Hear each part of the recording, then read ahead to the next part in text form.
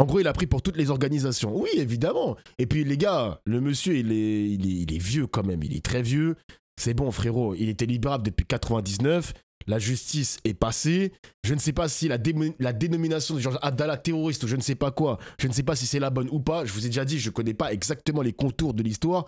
Mais je sais que l'extrême droite s'est empressée de dire « Ah, la France insoumise, la gauche qui félicite un terroriste de sa libération. » Mais par contre, son avocat, son ancien avocat qui était un membre de la DGSI, ça pose pas de problème à l'extrême droite.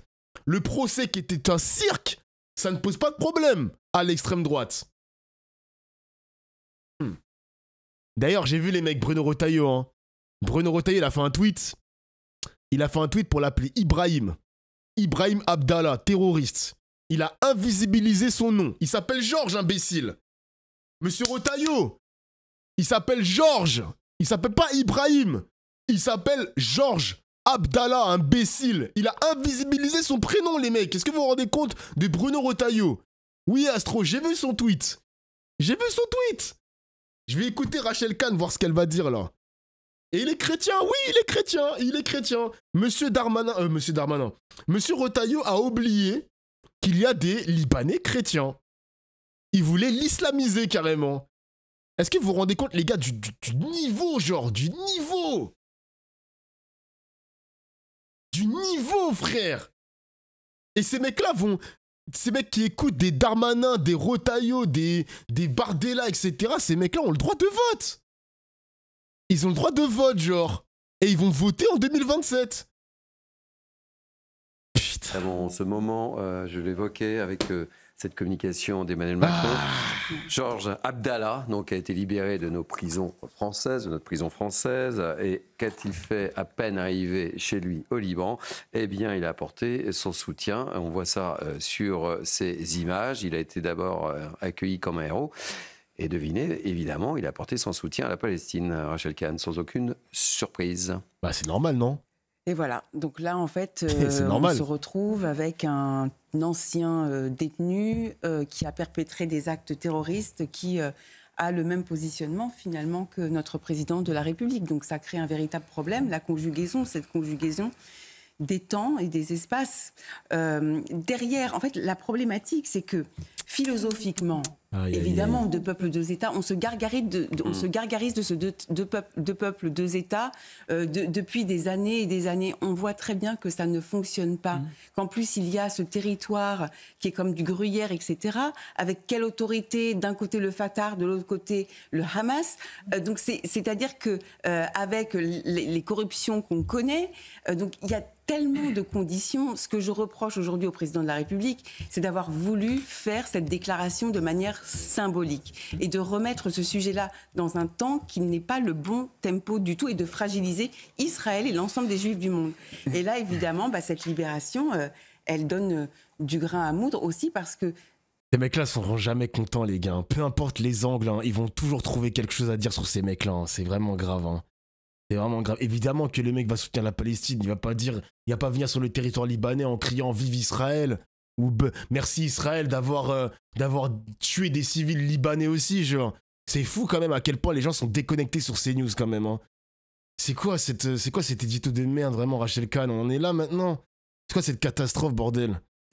Cet ancien détenu avait été visité par Rima Hassan, si je ne m'abuse. Et alors Éric Coquerel. Voilà. Avec, et alors tout le monde s'en souvient, la photo avec le Tché derrière, en arrière-plan, c'est tout un symbole. Hein. Oui. Mais tout s'enchaîne, vous avez vu, tout s'enchaîne depuis le début de cette émission. Oui. Il n'y a pas de hasard, en fait, hein, finalement. Ça doit être terrible pour lui. Pour qui? Pour lui. C'est un marxiste. Ah, vous parlez d'Abdallah, je pensais, parce que j'étais sur Emmanuel Macron. Donc, non, mais pardon. Voilà. Je parlais des Georges. Louis de Ragnel. Écoutez, moi, je pense qu'Israël suit ça de très près. Oh, l'intervention. Israël suit ça de très près. En mode, ils vont assassiner Abdallah. Non, les mecs, j'espère qu'il va pas mourir quand même. Hein. Attends, je vais voir les autres apparitions de Madame Rachel Kahn. C'est là autre chose à dire ou si c'était son seul...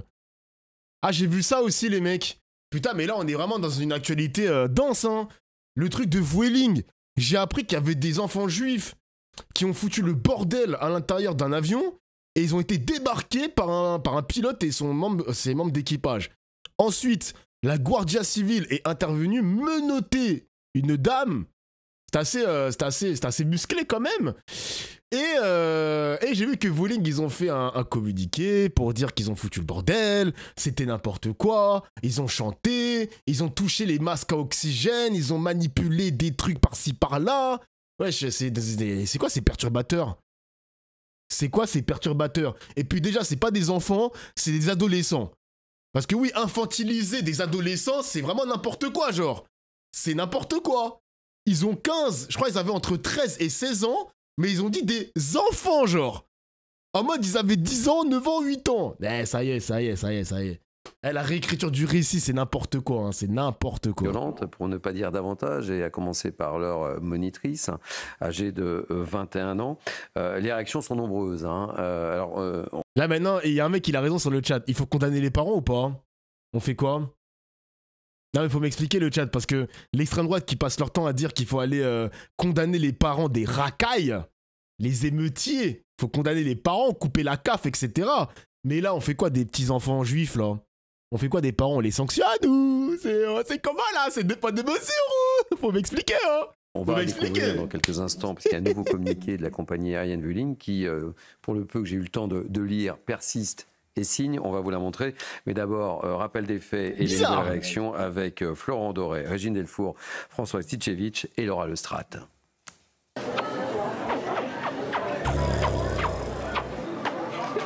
Des retrouvailles pleines d'émotions.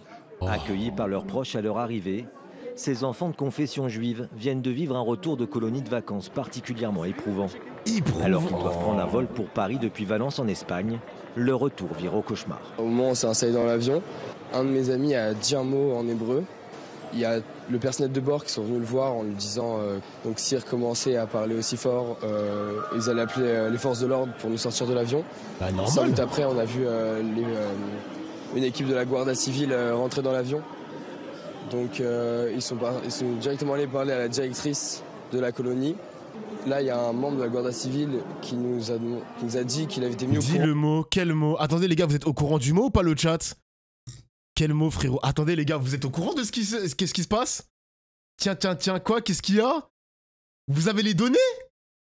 Moi, je les ai pas, les données. C'est quoi, les mecs? Vous pouvez me le dire ou pas? On peut l'écrire sur le chat? Ou je vais me faire bannir par Twitch? Mais non, tu mens. Non! Il chantait mort aux Arabes. Mais vous mentez, arrêtez. Pour de ça, les mecs? Pour de vrai? Mais c'est n'importe quoi. C'est un chant mort aux Arabes. Ah, les fils de pute. Ah, ça, j'étais pas au courant. J'étais au courant de cette histoire, mais pas des chants... Mais vous êtes sérieux, les gars, ou pas? Genre, on a des vidéos et... Après, moi, ce que je remarque, hein, c'est que c'est pas des poucaves. Il a pas poucave son pote juif. Exactement comme les mecs des quartiers. Eh, on n'est pas des balances. Bah, les juifs, c'est pareil au final. Hein. C'est pas des poucaves. Hein. Il a pas poucave son collègue. Hein. Que certains étaient de nationalité israélienne. Et très peu de temps après, alors qu'on se tenait à carreau, on était super calme, ils nous ont demandé de sortir de l'avion. La compagnie aérienne Vueling se justifie en évoquant un débarquement pour comportement conflictuel. La colonie de vacances a décidé de porter plainte. À l'heure où on envisage les actions et à l'encontre de la société Vueling. Ah, c'est vraiment une dinguerie. Je crois que cette fille, putain, moi, on la connaît, cette fille. Je crois que c'est une avocate qui fait partie, pas du CRIF, mais de l'Organisation Européenne des Juifs d'Europe, je crois, un truc comme ça. Enfin bref, elle a un palmarès assez costaud. Comme par hasard, ils ont fait appel à cette avocate. Évidemment. Encore elle, hein. À l'encontre peut-être aussi de la Guardia Civile et des forces de police espagnoles. Nous interrogeons aussi sur le silence de notre ministre des Affaires étrangères qui, pour l'instant, cherche à rentrer en contact avec aucune des familles que nous assistons. Une plainte déposée pour violence physique, psychologique et discrimination sur le fondement de la religion. Alors, Oh là là. Je vais écouter... Attends, l'équipage a été alerté. Ah, ils ont fait un nouveau communiqué mis à jour. L'équipage a été alerté sur le fait que ce groupe d'adolescents manipulait le matériel de sécurité destiné aux passagers, représentant un risque important pour l'appareil, les passagers et l'équipage. Ces actes comprenaient des tentatives de libérer les gilets de sauvetage, de manipuler les masques à oxygène situés au plafond, ainsi que de retirer une bouteille d'oxygène sous haute pression, présentant potentiellement un danger grave en cabine. Mais les mecs, On va dire quoi, les gars? On va dire que Vueling Airlines, c'est des menteurs? On va croire sur parole les témoignages des juifs israéliens? Vous préférez croire qui, les mecs? Vous préférez croire qui Oula, j'arrive plus à parler. Vous préférez croire qui, le chat? Honnêtement. Moi, je suis désolé, c'est une dinguerie de faire ça. Et d'ailleurs, les mecs, hein, d'ailleurs, je ne sais pas si vous êtes sur Twitter. Je ne sais pas si vous êtes sur Twitter, les amis. Déjà, je pense que Vueling, en termes de business, ils ont aucun intérêt à mentir. Voilà, je ne vois pas pourquoi ils devraient mentir sur leur communiqué. De 1. De 2, il y a en plus de ça des personnels de l'aviation, même ceux qui récupèrent les bagages, etc. Ils ont commencé à témoigner sur Twitter. Je ne sais pas si vous êtes sur Twitter, le chat, mais ils ont dit, je n'en fais pas une généralité, sinon on va me tomber dessus. Ils ont dit quoi? Ils ont dit que les personnes, les clients les plus casse-couilles, ce sont les Israéliens. C'est toujours les Israéliens avec qui, en général, les personnels de l'aviation ont des problèmes. Toujours les Israéliens. Moi, c'est ce que j'ai vu sur Twitter. Je n'en fais pas une généralité. Je vous partage le chat. Je vous partage ce qu'il y a sur Twitter. Donc, bon. Moi, je ne sais pas. Je ne sais pas. Ils vont dans le même sens. Mais tous. Et puis, malgré tout, quoi qu'on pense des témoignages, peut-être que, j'en sais rien, certains pourront vous dire qu'il faut relativiser, est-ce que c'était aussi... bon, bref. Mais quoi qu'il arrive, rien ne méritait des interpellations comme ça qu'on a vues. Mais voyez les gars, si c'était des Arabes, on sait très bien les mecs, on va me dire Dofla, ouais, des magos, etc. Mais désolé les mecs, le récit, quand tu écoutes la télévision, le récit peut être tellement modifié par les journalistes, on le sait tous les amis, vous n'êtes pas stupides. Si c'était des Arabes qui avaient dit des trucs de fou et qui avaient manipulé... Alors, moi je pars du principe les gars, que mort aux Arabes, ça n'a pas été prononcé. Vas-y, je pars de ce principe-là. Mais là on parle de manipulation des appareils, du matériel, de l'avion. Ça peut partir en couille, bouteille d'oxygène, etc. Si c'était des Arabes, on connaît très bien le récit, les amis. On connaît très bien le récit de CNews. On le connaît très bien, les amis. Donc moi, je suis désolé. Le mec, il me sort que l'interpellation, elle est un peu musclée, ou je ne sais pas quoi. Elle va te faire enculer, frère. Ça y est, c'est bon, à un moment donné, allez vous faire enculer, les gars. Quand c'est les juifs israéliens, vous avez toujours cette attitude un peu de tendresse. Ah, faut faire attention. Ils n'étaient pas si méchants que ça. Manipuler du matériel, c'est pas la mort non plus. Ferme ta gueule, frère. Ferme ta gueule, frère. Mais qu'est-ce que tu racontes, genre? Attends, c'est quoi ça? Enfant expulsé d'un avion, les encadrants avouent le mauvais comportement dans le vol. Ah ben, tu vois? Ah ben, vous voyez? Nous aussi, à l'aller, on a fait du bruit. Et donc, ils les ont attendus au tournant ou sur le vol retour. Puis à l'aller, ils ont fait du bruit. Allez, ils ont fait du bruit. Ah, c'est tout ce que... c'est ouais, 7 secondes de vidéo, c'est pas assez, chef. Nous aussi, à l'aller, on a fait du bruit. Ils ont fait du bruit à l'aller. Bon, c'est tout ce qu'on comprend dans la vidéo. Ok. Ok. Ouais, ils sont jeunes. Ça va, c'est pas la mer à boire. Et ferme ta gueule, frère. Je suis sûr en plus, ces mecs-là... Moi, je suis désolé, hein, je suis témoin de cette scène. Il y a un mec qui manipule, il manipule du matériel interdit parce que t'as pas les qualifications requises pour toucher le matériel. Moi, je me chie dessus, frère. Imagine, l'avion, il se passe un truc de fou. Il y a une bouteille d'oxygène qui peut exploser. Moi, j'ai pas envie de mourir, frère. Tiens-toi tranquille. La suite est plus bas d'Ofla. Attends, je regarde.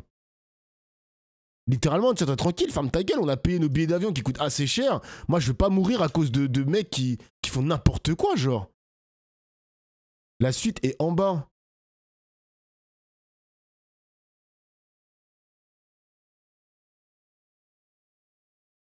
La vraie histoire. Je me méfie un peu de Sword of Salomon. Hein. Je me méfie un peu de ces témoignages de cons là. Parce que je sais très bien que les Israéliens ils vont se protéger entre eux. Je me méfie un peu quand même. La vidéo elle est plus longue. Il dit que les autres ont foutu la merde à l'aller. Eux aussi. Et ensuite il leur fait croire que ce sont des pauvres victimes d'antisémitisme. Bon, je vais me contenter de la réponse du chat. Merci beaucoup. Avec des femmes, des enfants qui étaient plaqués au sol, ceinturés. Ça paraît au moins très largement disproportionné. Arrêtez. Rachel. Oh là là. Il persiste et il signe. Voilà, il persiste et il signe. Oh là là. Et dans le même mouvement, les témoignages, que ce soit des enfants et des autres passagers et de leurs avocats et de leurs avocates, ils persistent et ils signent aussi sur le réel. On a l'impression en fait que le réel n'est plus un argument maintenant. Donc en fait, par rapport à cette ambiance générale Moi, ce que je sais, c'est qu'on est dans un climat aujourd'hui qui ne mérite pas, en fait, que la police vienne comme ça mettre à terre une mono de colo. Moi, ce qui me traumatise beaucoup, c'est que chaque jour, nous ayons un nouveau drame. C'est-à-dire qu'on a eu, en plus en France, alors Optical Center, harcelé par les pro-Hamas, aux Jeux Olympiques, des équipes israéliennes ultra sécurisées, l'Eurovision, pareil, un arsenal pour protéger la chanteuse israélienne Amir, boycotté. Et maintenant, je vous passe les rabbins violentés dans la rue, etc. Et vous oubliez le patron du festival d'Avignon qui prend position, qui se sert... La bénévole. Non, les gars, c'est pas une bénévole. On a appris dans le chat qu'elle est issue d'une famille juive polonaise. Donc, elle est pas bénévole, les mecs. Elle est juive. Donc, voilà. Des festivals comme Tribune, etc. Pro-israélienne à la mort, qui crée ce climat de la haine du juif. Alors, on attend les résultats de l'enquête. Ce que je sais de la part du personnel de bord, du personnel qui s'occupe du PCC, de la sécurité des avions, c'est qu'il y a un protocole, en fait. Un protocole à respecter. C'est l'article 17 de leur règlement. Et en réalité, lorsqu'il y a 7 embarquements, ensuite, il y a la fermeture des portes et ensuite, il y a la mise en place de la sécurité. Et là, il faudra voir, l'enquête nous le dira, si, par rapport à ce protocole, l'ensemble des choses ont été respectées et si les enfants... Mais celui qui décide de tout dans un avion... C'est le pilote. C'est le pilote. Le commandant de bord. C'est le commandant de bord. Hein. C'est lui qui décide. Le seul maître à bord, c'est le commandant de bord. Hein. Donc tout part de lui. Hein. Ouais. Tout part de lui. Donc là, évidemment, je ne vais pas vous lire le communiqué, mais il dresse un portrait du commandant de bord exceptionnel. Il a accumulé plus de 12 500 heures de vol, opérant sur des liaisons sur plus de 30 pays. Enfin bref, il est parfait. Donc il persiste ici. Personne ne conteste ses capacités de pilotage. Bien sûr. Le sujet n'est pas... C'est pas ça le débat. Faire des beaux atterrissages et des beaux décollages. Enfin, c'est pas ça. Pour résumer la situation très court, c'est juste que nous avons une colonie de vacances d'enfants juifs et qu'on a l'impression en fait qu'il y a une présomption de culpabilité sur eux. C'est clair. Et on va écouter, je vous donne la parole à Joseph, le son d'un jeune qu'on a vu dans le sujet mais qui précise. Aïe, aïe, aïe, aïe, aïe, les mecs, putain. J'en ai marre, les gars, j'en ai marre. Les gens, ils prennent trop des pincettes avec Israël. On a l'impression que cette culpabilité de voir des Européens avoir massacré des Juifs durant la Seconde Guerre mondiale, ça a créé une sorte de culpabilité infinie, genre. On prend trop de pincettes avec ces mecs-là, ça me rend fou. Il y a ce côté dimension identitaire nationaliste religieuse, mais aussi la dimension de, comme Israël, c'est le pont vers le Moyen-Orient avec les États-Unis, parce qu'ils contrôlent un petit peu ce côté-là, évidemment qu'ils prennent tous des pincettes pour dire « Ah, Israël, c'est pas les fautifs, quoi. » Aïe, aïe, aïe, j'en ai marre. Les gars, ça me rappelle... Attends, je vais voir s'il y a une suite à ça.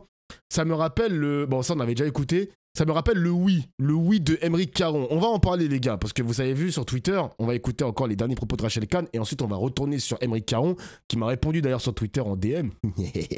L'interview avec Aymeric Caron, ça arrive fort, les mecs, ça arrive fort. On sort, lui. Mais vous savez pourquoi il y a cette question on va en parler, on va en parler. Dans les avions, dans les aéroports? C'est pas Pierre Biteux, hein, c'est les papiers. C'est la question des papiers. Et là, de savoir si ces jeunes étaient israéliens ou français. Enfin, c'est terrible. Ouais. C'est effroyable. Le récit. Mais on s'en fout si c'est des Français ou des Israéliens. Ils ont foutu la merde dans l'avion. Ferme ta gueule. Je sais pas, c'est bizarre, non? Ils ont foutu la merde, genre. C'est pas possible. Oh! Et c'est pour ça que je voulais avec Sabrina Slimani qui prépare cette Merci émission. Matt pour le sub. Il Merci de faire pour tes streams, ça m'a permis de plus m'intéresser à la politique. Il explique bien que des gamins a parlé un peu plus fort, on lui a dit de se taire et de parler plus bas. Il s'est exécuté. Et puis deuxièmement, il y a ce questionnement sur merci Sakunchu. Les papiers, la nationalité, enfin... Ça nous rappelle quelques séquences qu'on aimerait ne plus avoir à vivre. Hein. Et puis surtout, c'est moi qu'on puisse dire, quand on met en miroir avec les images de l'interpellation de la jeune femme, c'est d'une violence. On se dit, mais en fait, et je me mets à la place des Français ou de n'importe qui regarde ces images-là, on a l'impression que l'État ou les forces de sécurité, en l'occurrence là, mais c'est pas la faute des policiers, hein, ils répondent à des ordres, sont forts avec les faibles et faibles contre les forts. Et c'est ça... Vu et on s'en tape. Mais c'est qui c'est Lui, c'est un bénévole, par contre. C'est qui, ça? Secrétaire général du millénaire. Mais c'est quoi ça, un secrétaire général du millénaire? C'est quoi ces bêtises? Mathieu Hoc. Le véritable problème, c'est-à-dire qu'en fait, on a la sensation lui, que c'est un bénévole. une narcotrafiquante, comme tu l'as dit Joseph, une terroriste, alors que justement, on aimerait et on attendrait, et je pense que les Espagnols aussi, au vu du contexte d'ensauvagement d'une partie de leur pays et d'augmentation de l'insécurité dans une grande partie de l'Espagne... Oula, il connaît l'Espagne sur le bout des doigts, lui, pour dire que l'Espagne est ensauvagée, genre. Qu'est-ce qu'il raconte, lui? Aimerait que la police espagnole puisse également être ferme face justement à ceux qui propagent l'insécurité, face aux délinquants, face aux racailles, face aux criminels, plutôt que d'aller embêter, pour pas dire autre chose, les honnêtes citoyens et les honnêtes gens. Et les honnêtes citoyens, mais qu'est-ce que t'en sais? Oh là là. Parce qu'elle est juive, elle est forcément une citoyenne honnête. Mais moi, ça me rend fou, les gars. Ça me rend fou. Ça me rend fou ce que j'écoute, genre. Les autres sont des méchants et les juifs sont les gentils. On peut pas avoir un juif qui déborde un petit peu. Même la chef monitrice, genre, elle peut pas déborder. Ça, elle s'est fait maîtriser comme ça, c'est qu'elle a voulu répondre à la guardiane civile, je sais pas si on prononce comme ça. Et c'est un peu musclé, genre. Ah, quand c'est des Arabes qui se font démonter la gueule, mon gars, ça te dérange pas. Mais quand on attrape, on met à terre quand même une juive, lui... c'est un problème, genre. C'est un problème. C'est une dinguerie, Guardia Civil, pardon. C'est une dinguerie, quand même. C'est pas possible. Tu les changes d'ethnie et comme par magie, ils sont plus honnêtes. Je te jure, c'est tellement des putains d'hypocrites. Moi, ça me rend fou, genre. Ça me rend fou. Par contre, les messages comme ça, c'est pas ma banne, les mecs. Hein. Pas de dog whistle sur mes streams. C'est permaban. Hop, dégage-toi. Pas d'antisémite sur mes streams. Merci Space Mount pour le sub, merci mon gars. Encore une fois, qu'importe si les jeunes ont été un peu turbulents. On n'arrête pas un vol si les jeunes ont été un peu turbulents. On a tous pris l'avion avec une équipe de foot, une équipe de rugby, ou peut-être sans... Je vais pas me mettre mal avec un groupe de retraités. 17 ans. Hein. Pardon? Tu vois, quand il dit équipe de foot, équipe de rugby, mais ça veut dire quoi? C'est-à-dire que forcément, c'est des mecs bruyants. Ça se trouve, c'est des mecs, ils vont juste s'asseoir sur l'avion, enfin s'asseoir sur leur siège et rien dire, genre. Pourquoi forcément équipe de foot égale, ça va foutre le bordel dans l'avion? Mais qu'est-ce qu'il raconte, genre? Aïe, aïe, aïe, aïe, aïe, aïe, aïe, aïe, aïe. C'est quoi un dog whistle? Ah, les gars, putain, j'ai déjà expliqué plusieurs fois ce que c'était un dog whistle.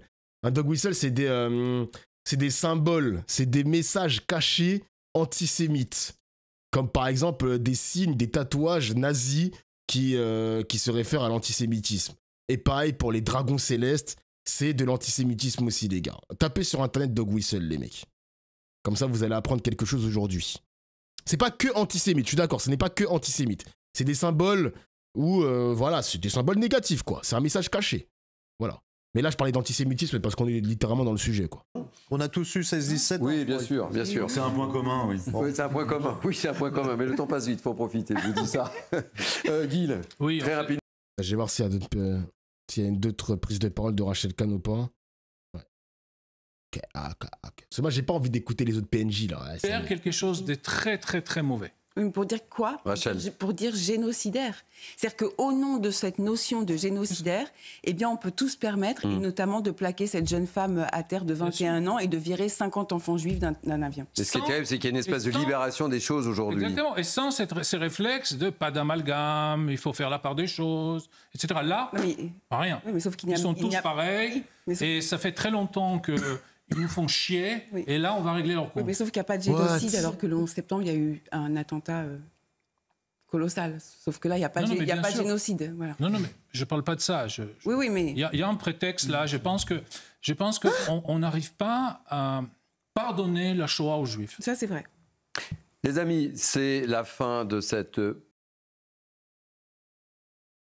Ivo, hein, vraiment, c'est...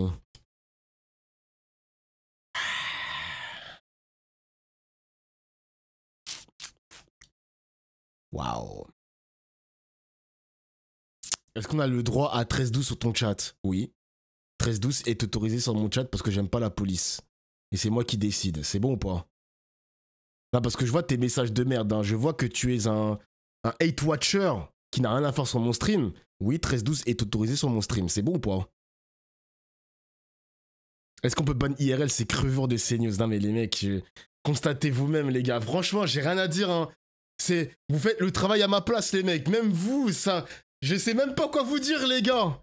Je sais même pas quoi vous dire. Vous-même, vous voyez à quel point le journalisme se casse la gueule en France. Frère, pourquoi elle parle du 11 septembre? J'en sais rien, frère, j'en sais rien. Je sais même pas, gros. Moi, ça me choque, moi, ça me perturbe même plus, les mecs. Ça me perturbe même plus. Pourquoi tu relayes ça? Bah déjà, je suis en train de commenter le stream. J'ai besoin d'avoir un point de vue de CNews et de BFM TV sur cette émission-là. Enfin, sur ce fait divers-là. Mais comme BFM TV n'en a pas parlé, bah du coup, je me retrouve sur CNews. C'est de l'information, mon gars. Donc oui, je relais ça parce que j'ai besoin de vous montrer à quel point c'est de la merde, le journaliste de maintenant.